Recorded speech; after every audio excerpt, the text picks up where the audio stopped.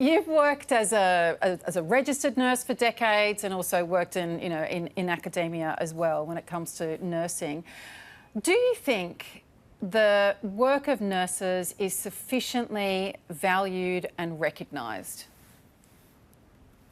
Well, that's a big question, isn't it? It is recognised. You know, we are the most trusted, year after year after year, come out as the most trusted profession.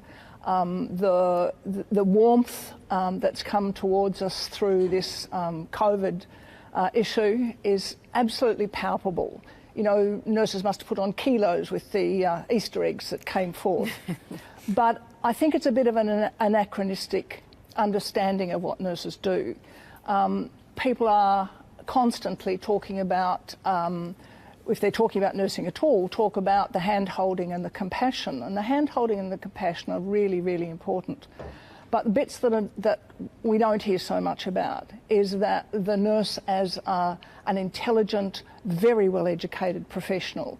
And I think we'd like to see a lot more of the recognition as a hard-working, well-educated professional, not just a nice person who holds your hand and who's trusted. Right. Important as that is. Right. So what would be required for that recognition? And is part of it a question of access to policy making and to decision making being included in those kinds of processes? Absolutely. You've absolutely hit the nail on the head.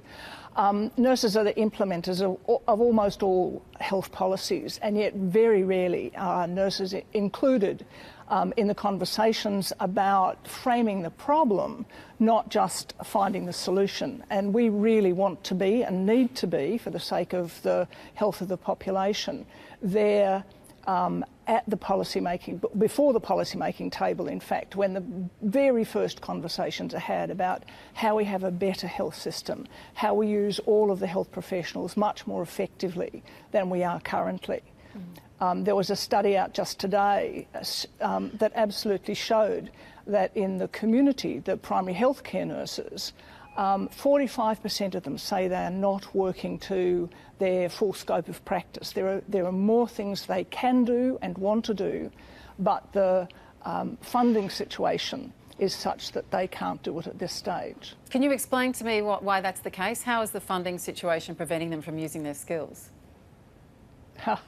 Well, I think we all hear about the difficulties of federal and state politics and Fed-state splits in terms of healthcare. But if I do a bit of a cut to the chase on it, it's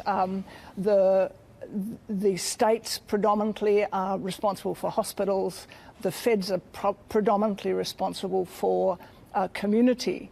And in days gone by, hospitals had large outpatients department, had wonderful community health centres, and that, for financial reasons, I guess, has contracted back. And nurses absolutely are seen as, by the feds anyway, as belonging to part of the state's responsibility.